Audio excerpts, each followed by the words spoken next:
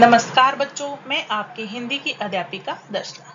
बच्चों, आज हम इस वीडियो के माध्यम से कक्षा 7वीं का पाठ 14 इसके प्रश्न उत्तर हम करेंगे। गुंजन हिंदी पाठमाला का ये है। तो सबसे पहले हम पाठ का सारांश थोड़ा सा बता देती हूँ आपको कि कहानी जो है वो सम्राट प्रेमचंद की एक कहानी में से है और आज के समय में फैली रिश्वतखोरी और भ्रष्टाचार को इस प्रकार दिखाया गया है मानो यह कोई अपराध न है होकर उपलब्धि हो। ठीक है, आजकल भ्रष्टाचार तो बहुत फैला हुआ है ना। पिता भी नई नौकरी पर जाने वाले पुत्र को यही सीख देता है, ऐसी नौकरी ढूंढना जिसमें ऊपरी कमाई हो। ऐसा होता है ना कई जगह पर, बाकी ये गलत है। ऊपरी कमाई के लिए बहुत से तर्क दिए जाते हैं, यह बहता हुआ स्रोत है। ऊपरी कमाई क्या होती है कि अगर हम किसी कंपनी में करते हैं या किसी सरकारी जॉब करते हैं, नौकरी करते हैं, तो उसमें एक तो पेमेंट मिलती है हमें सैलरी के अलावा एक्स्ट्रा इनकम, यानी कि चोरी छिपे भ्रष्टाचारी युक्त इनकम, उसको बोलते हैं ऊपरी कमाई। तो इस प्रकार जो सद्गुणों के स्थान पर दुर्गुणों को अपनाना ही जीवन का आधार माना जाने लगा है कि दुर्गुण ही अपनाओ, कि बुरे गुण, जो कि एक गलत है। पर अब भी समाज में ऐसे कुछ सदाचारी व्यक्ति हैं जो कि लोभ में नहीं आते और कर्तव्य पर डटे रहते हैं। ठीक है, तो इसी प्रकार यह एक छोटी सी कहानी, पुत्र वंशीधर जो है वो नायक है कहानी का, और क्या है कि वो किस प्रकार कहानी करता है और अन्याय का सामना करना पड़ता है उसको, तो ये सब ही इस कहानी में बताया गया है। अब इस कहानी के प्रश्न उत्तर हम करेंगे, तो आइए शुरू करते हैं। नमक का व्यापार चोरी छिपे क्यों होने लगा? मौखिक प्रश्न उत्तर है। पहला प्रश्न है, नमक का व्यापार चोरी छिपे क्यों होने लगा? नमक का व्यापार चोरी छिपे इसलिए होने लगा था क्योंकि इसके व्यापार पर सरकार की ओर से प्रतिबंध लगा दिया गया था। नमक को एक स्थान से दूसरे स्थान पर ले जाने के लिए कर देना पड़ता था। कर क्या होता है? टैक्स। ठीक है, टैक्स देना पड़ता था। केवल ईस्ट इंडिया कंपनी और उसके अधिकृत व्यापारी का ही नमक का व्यापार कर सकते थे। इस प्रकार नमक का व्यापार चोरी छिपे होने लगा था। दूसरा है, लोग नमक विभाग के दरोगा पद के लिए क्यों ललचाते थे? तो देखिए, लोग नमक विभाग के दरोगा का पद प्राप्त करने के लिए कुछ भी करने को तैयार थे, क्योंकि इस पद पर रिश्वत के रूप में बहुत अधिक आमदनी होने की आशा थी, इसलिए इस पद के लिए ललचाते थे। आगे है, पिता ने पुत्र को क्या शिक्षा दी? तो पिता ने पुत्र को शिक्षा दी कि नौकरी में ओहदे का ध्यान न रख, ऐसे ही नौकरी पाने का प्रयास करो जिससे ऊपर की आमदनी होती रहे, यानी कि भ्रष्टाचारी की आमदनी। उन्होंने समझाया कि वेतन तो महीने में एक बार मिलता है, पर रिश्वत की आमदनी रोज रोज होती रहती है, इसलिए पिता ने इस कहानी में पुत्र को यही शिक्षा दी। आगे है, सारे शहर में हलचल मचने का क्या कारण था? सारे शहर में हलचल क्यों मच गई? सारे शहर में पंडित जी के व्यवहार पर टिक्का टिप्पणी होने लगी, निंदा की बौछारें हो रही थी। सब लोग इसलिए विस्मित थे कि अलोपीदीन जैसा व्यक्ति जिसके पास अगाध धन है, वह कानून के पंजे में कैसे आ गया, इसलिए सारे शहर में हलचल थी। ठीक है, लिखित प्रश्न। पिता ने अपने पुत्र को नौकरी पाने से पहले जो उपदेश दिया उसका औचित्य अपने शब्दों में लिखिए कि उसका अर्थ क्या था, उचित अर्थ क्या था। तो बच्चों, पिता ने अपने पुत्र को नौकरी पाने से पहले जो उपदेश दिया वह बिल्कुल गलत था। उन्होंने अपने स्वार्थ की पूर्ति के लिए बेटे को गलत राह सुझाई थी, सुझाई यानी कि बताई थी। वे अपनी जिम्मेदारियों को बेटे के कंधे पर डालकर स्वयं मुक्त होना चाहते थे। उनके सिर पर ऋण था, ऋण यानी कि कर्ज, बेटियों का विवाह करना था, इसलिए उन्होंने यह सरल रास्ता चुना कि बेटा रिश्वत लेकर अधिक से अधिक धन घर ला सके और घर की आर्थिक स्थिति जो है वो सुधार सके। इसलिए पिता ने अपने पुत्र को नौकरी पाने के लिए यही उपदेश दिया था कि आप ऊपर की कमाई वाली नौकरी ढूंढ लो। ख, न्यायालय में मुंशी वंशीधर को कैसे अनुभव हुए? तो तो बच्चों, मुंशी वंशीधर को आरंभ से ही न्याय अपनी ओर से कुछ खींचा हुआ सा दिखाई पड़ा। उन्हें न्याय और विद्वता, लंबी चौड़ी उपाधियां, बड़ी बड़ी दाढ़ियां और ढीले चोगे एक भी सच्चे आदर के पात्र नहीं लगे। अदालत के सभी कर्मचारियों को पंडित अलोपीदीन के प्रति सम्मान और अपने प्रति निरादर का व्यवहार करते हुए मुंशी वंशीधर को बहुत ही बुरा लगा। इसलिए न्यायालय में मुंशी वंशीधर को बुरा अनुभव हुआ। अब है ग, पंडित अलोपीदीन मानवीय गुणों के पारखी थे। इस कथन की पुष्टि उदाहरण सहित कीजिए। तो बच्चों, पंडित अलोपीदीन मानवीय गुणों के पारखी थे, ठीक है, कि मानव के गुण जो है वो उनके अंदर भरे हुए थे। इसका सबसे बड़ा उदाहरण यही है कि उन्होंने देख लिया था कि किसी वंशीधर जैसे कर्तव्यनिष्ठ व्यक्ति को धन दौलत से नहीं खरीदा जा सकता। ईमानदारी और परिश्रमी स्वभाव मनुष्य के वास्तविक गुण है, ठीक है। ईमानदारी और परिश्रम, मेहनत करने वाला व्यक्ति होता है ना, वो उनके वास्तविक गुण होते हैं, उनको कोई बदल नहीं सकता। इसलिए उन्होंने पुरस्कार स्वरूप वंशीधर को अपनी सारी जायदाद का मैनेजर बनाने का निश्चय कर लिया था, क्योंकि वो ईमानदार था। तो इसलिए हमें भी सच्चाई का रास्ता अपनाना चाहिए। अगर सच्चाई का रास्ता हम अपनाएंगे तो जीवन में हमें भी बहुत कुछ हासिल हो सकता है, और अगर हम बुराई का रास्ता अपनाएंगे तो एक दिन हमारी हार निश्चित है। आगे है घ, पंडित अलोपीदीन ने किस गुण के कारण वंशीधर को अपना स्थायी मैनेजर बना लिया, कि उसके अंदर कौन कौन से गुण थे वंशीधर के अंदर। तो ये पढ़ते हैं इसमें। वंशीधर कर्तव्यनिष्ठ यानी कि अपने कर्तव्य का पालन करने वाले, परिश्रमी, ईमानदार, दृढ़चित्त, न्याय तथा कानून का साथ देने वाला, लोभ न करने वाला नवयुवक था, जिसे किसी भी मूल्य पर खरीद सकना असंभव था। आजकल क्या है, किसी भी जॉब में सब खरीद लेते हैं ना, कि पैसों में खरीद लेते हैं, पर उसको खरीद पाना असंभव था, कोई भी खरीद नहीं सकता था, वो अपने कर्तव्य पर अडिग रहता था। पंडित अलोपीदीन वंशीधर के इन गुणों पर मुग्ध हो गए थे, यानी कि प्रसन्न हो गए थे। अपनी सारी जायदाद और धन दौलत के प्रबंध के लिए उन्हें ऐसा ही कर्तव्यनिष्ठ और ईमानदार व्यक्ति चाहिए था। इसलिए उन्होंने वंशीधर को अपना स्थायी मैनेजर बना लिया, ठीक है। तो ये हो गया घ का उत्तर। अब आगे है ड, आप कहानी के किस पात्र से प्रभावित है, वंशीधर या अलोपीदीन, कारण सहित लिखिए। तो बच्चों, ये आपको अपनी मर्जी से लिखना है कि कौन सा पात्र आपको अच्छा लगता है और क्यों। अगर आप चाहते हैं कि इसका उत्तर भी मैं दूं, तो आप मुझे कमेंट बॉक्स में कमेंट करके बता दीजिए, फिर मैं ये एक कमेंट करके पिन अप कर देती हूँ, वो आप देख सकते हैं, ठीक है। और बाकी आप लिखने की कोशिश कीजिए। मुझे तो मेरे हिसाब से वंशीधर का कैरेक्टर था, चरित्र चित्रण था, वो बहुत ही अच्छा लगता था, क्योंकि वो ईमानदार थे, परिश्रमी थे, मेहनती थे और अपनी बातों पर अडिग रहते थे। कोई भी उनको पैसों में नहीं खरीद सकता था। हमें भी अपने जीवन में ऐसा ही बनना चाहिए, ताकि आगे चलकर हमें कोई कठिनाई ना हो, और हम अगर सच्चाई पर आधारित गुणों पर चलते रहेंगे तो हमें हमारा कोई भी कुछ नहीं बिगाड़ सकता, और सफलता की सीढ़ी चढ़ने से हमें कोई भी नहीं रोक सकता। इसलिए वंशीधर का पात्र जो है वो मुझे बहुत ही अच्छा लगा। आप भी मुझे जरूर बताना कौन सा पात्र आपको ज्यादा अच्छा लगा। आगे है आशय स्पष्ट कीजिए। तो एक पंक्ति दी है, इसका अर्थ हमें बताना है। जैसे मासिक वेतन तो पूर्णमासी का चांद है, ठीक है। तो इसका अर्थ क्या होगा कि मास यानी कि महीने में पूर्णमासी एक ही दिन आती है, जब चंद्रमा पूर्ण हो जाता है। इसी प्रकार महीने का वह दिन भी पूर्णमासी ही होता है जब वेतन मिलता है, यानी कि हमारी सैलरी मिलती है। फिर है दूसरी पंक्ति, ऊपरी आय बहता हुआ स्रोत है जिससे सदैव प्यास बुझती है। इसका अर्थ क्या हुआ? इसका अर्थ यह बताया गया है पाठ में कि ऊपर की आमदनी यानी कि वेतन के अलावा वह धन जो अलग से प्राप्त होता है, यह धन तो उस झरने के समान है जो निरंतर बहता रहता है। ठीक है। प्रत्येक दिन कोई ना कोई रिश्वत देने वाला आता ही रहेगा और पैसा देता रहेगा, जिससे जरूरतें पूरी होती रहेंगी।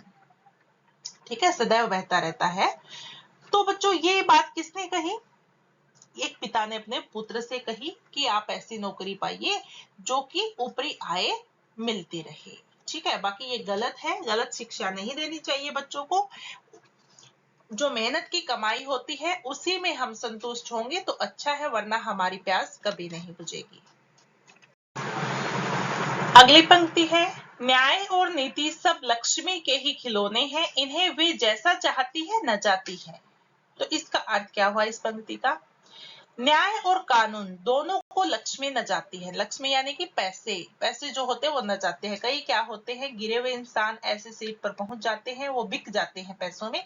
तो यहाँ पर बताया है कि न्याय और कानून जो है वो दोनों को लक्ष्मी नचाती है, यानी कि पैसे नचा सकते हैं। इनसे खिलौनों की खेलती है। धन अपनी शक्ति के बल पर न्याय और कानून दोनों को खरीद सकता है और उससे जैसा चाहे वैसा काम करवाता है। उसके सामने इनका अस्तित्व खिलौनों से अधिक नहीं रहता। जिस प्रकार हम खिलौने पैसे में खरीद सकते हैं, वैसे ही आज के जमाने में न्याय और कानून को बना दिया गया है, पर हमें अपने सच्चाई के रास्ते से नहीं हटना है। अगला प्रश्न है, अनुच्छेद पर आधारित प्रश्नों उत्तर के अनुच्छेद पर आधारित प्रश्नों के उत्तर दीजिए। कि अनुच्छेद आपकी बुक में है ही कि वकीलों ने यह फैसला सुना और उछल पड़े। पंडित अलोपीदीन मुस्कुराते हुए बाहर निकले, वहां से शुरू होता है और अंत में है, वृद्धा माता को भी दुख हुआ, तीर्थ यात्रा की कामना मिट्टी में मिल गई। ठीक है, कि जो एक दृष्टांत हुआ था उसी का एक भाग यहाँ पर दिया है और उसी में से प्रश्नों के उत्तर छांटने हैं और लिखने हैं। पहला प्रश्न देखिए, यहाँ पर बच्चों मैंने उत्तर ही लिखे हैं, प्रश्न लिखना भूल गई हूँ, तो आप प्रश्न अपने बुक में देखिए कि न्यायालय का फैसला सुनकर वंशीधर को कैसा अनुभव हुआ। तो वंशीधर को संसार का एक खेदजनक विचित्र अनुभव हुआ। खेद क्या होता है? दुखदाई। अगला है, वंशीधर को अपनी कर्तव्य परायणता का क्या दंड मिला। कि वंशीधर को मुअत्तल कर दिया गया। मुअत्तल मतलब उसकी बढ़ोतरी कर दी गई। ठीक है, उसको क्या है? बढ़ोतरी कर दी गई। उसको एक अलग ही कर्तव्य मिला कि वो सच्चा था ना वंशीधर, इसलिए। आगे है, बूढ़े मुंशी जी पर इस फैसले का क्या प्रभाव पड़ा। तो इस फैसले से बूढ़े मुंशी जो हैं वो बहुत ही दुखी हुए और उन्होंने अपना सिर पीट लिया और बेटे से बोले, जी चाहता है तुम्हारा और अपना सिर फोड़ लूं, क्योंकि उसके बेटे ने ही गलती की थी। तीर्थ यात्रा की कामना मिट्टी में मिल जाने के कारण वंशीधर की माता दुखी हुई। ठीक है, तो इस प्रकार से ये अंतिम प्रश्न था। पहला तो ये, तीसरा तो हो गया, इस फैसले से बूढ़े मुंशी जी काफी दुखी हुए, उन्होंने अपना सिर पीट लिया और बेटे से बोले, जी चाहता है तुम्हारा और अपना सिर फोड़ दूं। और अंतिम प्रश्न क्या है, तीर्थ यात्रा की वंशीधर की माता जी क्यों दुखी हुई। तो उसका उत्तर है, तीर्थ यात्रा की कामना मिट्टी में मिल जाने के कारण वंशीधर की माता दुखी हुई। ठीक है, तो इसी के साथ अनुच्छेद पर आधारित प्रश्नोत्तर समाप्त हुए। आगे है, सही विकल्प चुनकर सही का निशान लगाइए। तो प्रश्न है, मुंशी वंशीधर के ने गाड़ियों को नदी क्यों नहीं पार करने दी। मुंशी वंशीधर ने गाड़ियों को नदी क्यों नहीं पार करने दी। तो गैर कानूनी काम की अनुमति नहीं दे सकते थे, क्योंकि मुंशीधर जो है वो वंशीधर कर्तव्य परायण और ईमानदार थे और वो गैर कानूनी काम था अगर गाड़ियों को नदी पार करने देते तो, इसलिए उन्होंने अनुमति नहीं दी। आगे है, मुंशी वंशीधर को कर्तव्य पर डटे रहने की क्या सजा मिली।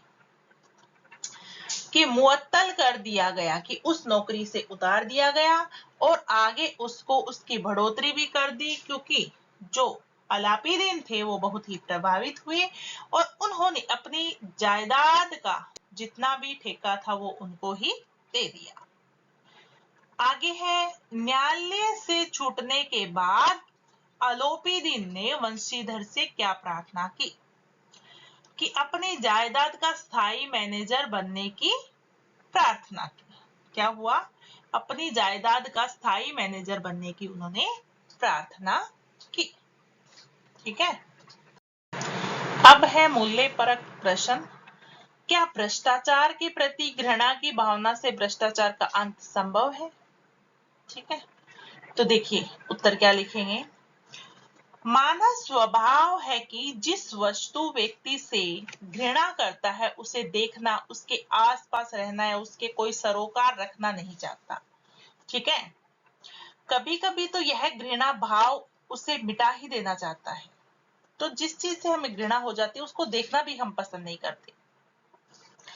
यदि भ्रष्टाचार के प्रति भी मन में घृणा का भाव उत्पन्न हो जाए ना, तो भ्रष्टाचार व्यवहार में कम होते होते अपने अंत तक भी पहुंच सकता है, ये एकदम खत्म भी हो सकता है।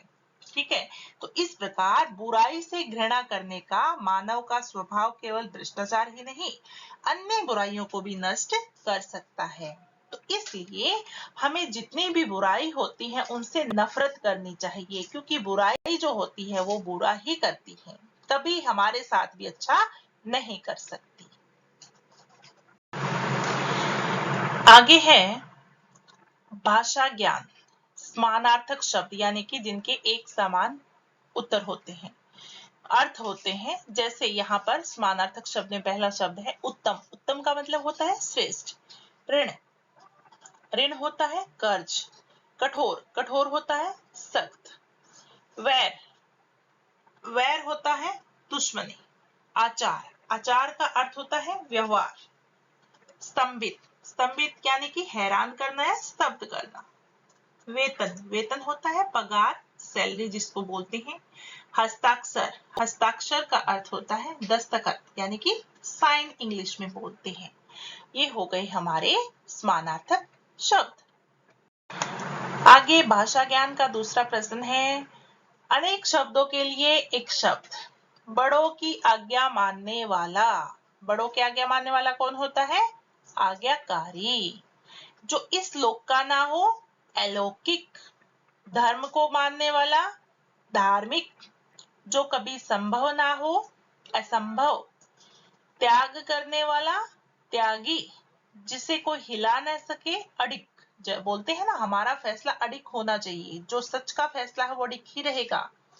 कोई भी उस फैसले को हिला नहीं सकता, हमसे झूठ नहीं बुलवा सकता। हमेशा हमें अडिग रहना चाहिए अपने सच्चाई और ईमानदारी पर। इसी के साथ ही अनेक शब्दों के लिए एक शब्द जो है वो पूर्ण हुए। सामासिक शब्दों का समास विग्रह। ठीक है, सामासिक शब्द यानी कि समास के जो शब्द होते हैं मिले हुए, दो या दो से अधिक शब्दों से मिलकर होते हैं और उनका विग्रह करना है। जैसे देव दुर्लभ, देवों में दुर्लभ। विचारहीनता, विचारों की हीनता। कर्तव्य परायण, कर्तव्य में परायण। धर्म परायण, धर्म में परायण। धर्मनिष्ठ, धर्म में निष्ठा यानी कि आस्था। हथकड़ी, हाथ की कड़ी। आगे है संधि शब्द। ठीक है, संधि शब्द यानी कि संधि युक्त शब्द। यदि जमा अपि, यद्यपि, इति जमा आदि इत्यादि। संधि यानी कि दो शब्दों को मिलना या मिलकर जोड़ना ही तो संधि होती है। इति जमा आदि, इत्यादि। अति जमा अधिक, अत्यधिक। अति जमा उत्तम, अत्युत्तम। ठीक है, तो अति जमा उत्तम अत्युत्तम होता है, याद रखना है आपको। अति जमा आचार, अत्याचार यानी कि ए के बाद अगर आ जाए तो यह बन जाता है। तो अत्याचार, ऊपरी जमा युक्त, उपयुक्त। ठीक है, तो ये तो हो गए हमारे संधि युक्त शब्द। इसी के साथ ही चौथा प्रश्न पूर्ण हुआ। फिर है पांचवा, सरल संयुक्त मिश्र वाक्य के उदाहरण आपको देने हैं इस पाठ में से देखकर। सरल वाक्य यानी कि जो एक ही वाक्य होता है उसमें एक ही कर्ता होता है और एक ही कर्म होता है, वो होता है साधारण वाक्य। कि धर्म के धन को पैरों तले कुचल डाला, ये क्या है? साधारण वाक्य है। वंशीधर ने जमादार को ललकारा, ये भी साधारण वाक्य है। आगे है संयुक्त वाक्य। संयुक्त वाक्य में दो या दो से अधिक वाक्य मिले हुए होते हैं। संयुक्त क्या हो गया? वह न्याय का दरबार था परंतु उसके कर्मचारियों पर पक्षपात का नशा छाया हुआ था। फिर है हम सरकारी हुक्म को नहीं जानते और न सरकार को। तो दो वाक्यों को यहाँ पर जोड़ दिया गया है, तो ये हो गए संयुक्त वाक्य, यानी कि दो वाक्यों को जोड़कर अगर बनाए जाते हैं तो संयुक्त वाक्य होते हैं। और बच्चों वाक्यों के पर आधारित मैंने एक वीडियो भी डाल रखी है ग्रामर में, वो भी जाकर आप देख सकते हैं। उसके बाद है मिश्र वाक्य। मिश्र वाक्य यानी कि एक वाक्य जो है वो दूसरे वाक्य पर आधारित होता है कि, क्योंकि, इस, ठीक है, यदि, यद्यपि, इनसे मिलकर जुड़े होते हैं वाक्य।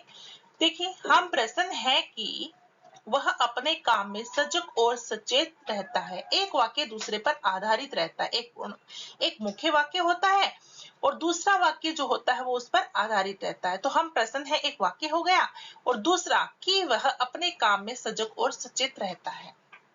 ठीक है। अगला है जब वंशीधर बाहर निकले तो चारों ओर से उनके ऊपर व्यंग्य बाणों की वर्षा लगी। तो ये हो गया दूसरा मिश्र वाक्य। फिर है मुहावरों का उचित प्रयोग कीजिए।